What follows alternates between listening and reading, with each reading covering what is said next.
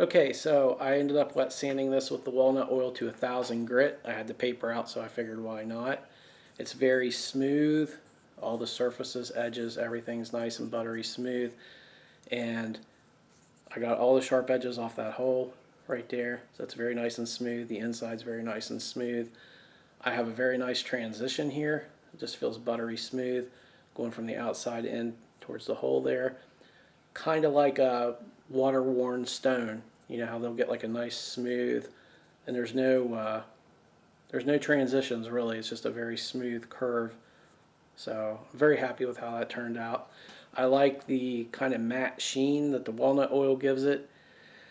You can buff walnut oil once it's dry after 3 or 4 days or whatever with a Carnauba wax. I have the Beal system, so I use the Carnauba wax Beal wheel.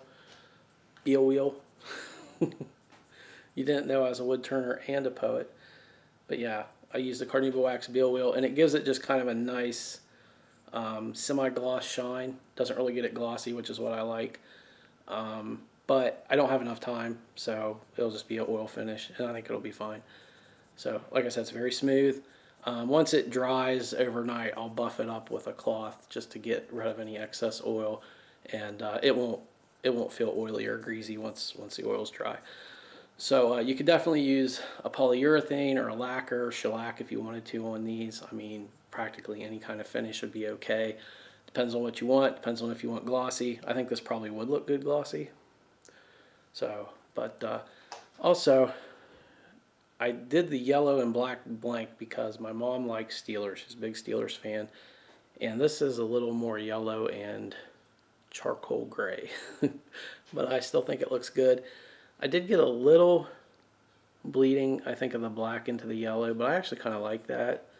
And I also like how the separation in the colors isn't a crisp line. I was actually expecting it to be, with this being veneers, you know, plywood. But I do like the, if I can focus there, sorry. I do like the unevenness.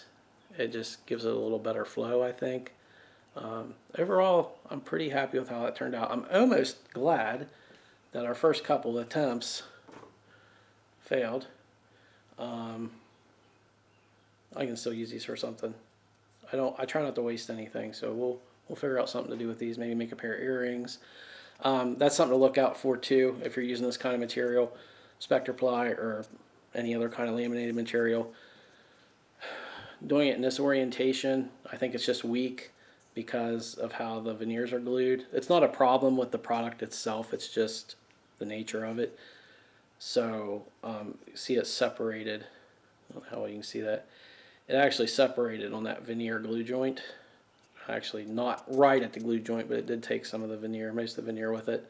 And then this just snapped up here, I think, because it was just so thin. So if you're going to turn something like this, note to self, don't go as thin, and it'll probably be okay.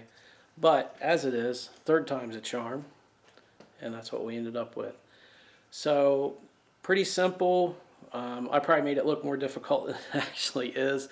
I really like using the jig, and I'm going to hopefully soon do a more in-depth video of it. Carl Jacobson has 3 or 4 really good videos about this. I know there's some other turners that I can't think of the names offhand, but I know there's other turners that's done videos on this. But I really enjoy using it, and again, I'm not affiliated. I'm not sponsored. I just bought it with my own money, and I like using it, and I think there's a lot of potential. And you can also use it for bottle stoppers or short, smaller spindle turnings. You can do off-center that way.